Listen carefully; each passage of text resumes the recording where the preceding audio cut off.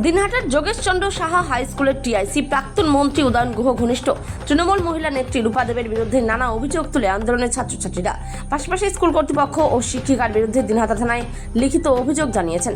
শুক্রবার স্কুলের ছাত্রছাত্রীরা স্কুলের সামনে রাজ্য সড়ক অবরোধ করে প্রধান শিক্ষিকার বিরুদ্ধে ক্ষোভ উগরে দেন। স্কুলের ছাত্রছাত্রীদের পথ অবরোধের ফলে বন্ধ হয়ে যায় যান চলাচল, সমস্যায় পড়তে হয় নিত্যযাত্রী থেকে শুরু করে সাধারণ মানুষকে। ঘটনার খবর পেয়ে সেখানে ছুটে যায় পুলিশ। দিনহাটা থানার পুলিশ। কোচবিহার থেকে সুমন মণ্ডলের রিপোর্ট, বিগ নিউজ বাংলা। আজকে তোমরা কিসের দাবিতে এই যে রাস্তায় বিক্ষোভ দেখাচ্ছ? আমাদের মিড ডে মিলের জন্য।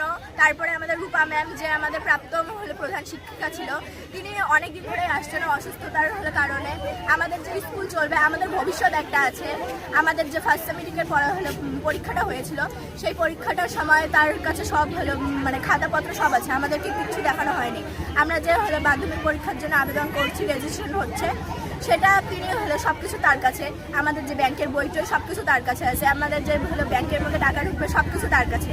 আমাদের 26শে জানুয়ারি হয়েছিল, সেখানে যে আমাদের খাবার দাবার দিবে, আমরা এত পরিশ্রম করছি, তারপরে তিনি সব খাবার টাবার নিজে নিয়ে শুধু আমাদের কমলা দিয়েছিল এই জন্যে। আর আমাদের সরস্বতী পূজা 2 বছর ধরে ভালোভাবে হচ্ছে না, টাকা ভালোভাবে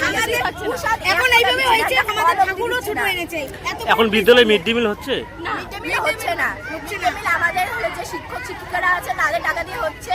গ্যাস নেই, খড়ি যেগুলো ছিল সেগুলো দিয়ে চৌকা বানিয়ে মিড ডে মিল রান্না হচ্ছে। রূপা ম্যামের জন্য এখন কিচ্ছু রূপা ম্যাম আসছে না, তাই জন্য আমরা আন্দোলন করছি যাতে রূপা ম্যাম এসে সবকিছু আমাদের দিয়ে যায়। চাবি টাবি সবকিছু তার কাছে আছে। আমাদের শিক্ষিকারা কিছু করতে পারছে না। কি নাম তোমার? কি নাম তোমার? বিপাশা রয়। কোন ক্লাসে পড়ো? ক্লাস 9। অবসান করার কারণ হচ্ছে আমাদের যে টিআইসি ছিল, তিনি ছিলেন একজন প্রাক্তন যে আমাদের উত্তরবঙ্গ উন্নয়ন মিনিস্টার উদয়ন গুহের এক অবহেলিত কাছের লোক, এবং তার সাথে যে বিশুধর ছিল সে তার কাছের লোক।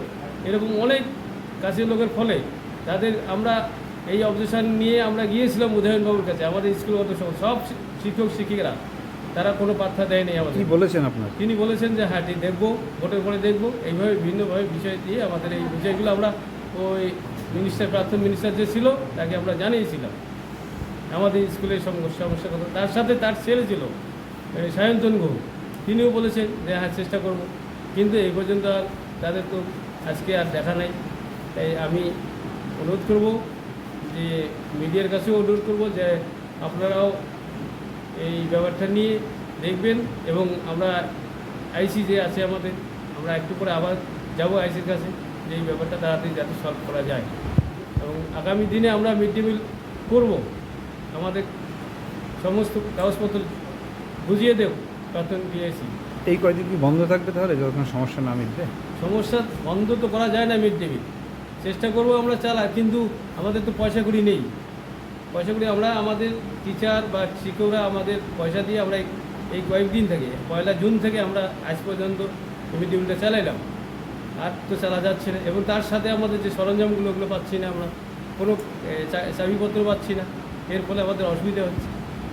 এই জন্য কি নাম? আপনি একটা কথা বললেন যে থ্রেড কালচার, সেটা কি শিক্ষক শিক্ষিকাদের মধ্যে হয়েছে? এটা অনেক আমাদের আছে, ভিডিও আছে, এবং এই বিদ্যালয়ের আরও যাবতীয় বিভিন্ন এই বিদ্যালয়ের মাঠে গাছ টাছ বিক্রি করা, তিনি নিজেই বিক্রি করতেন, এরকম সমস্যাও আছে। আপনার নাম?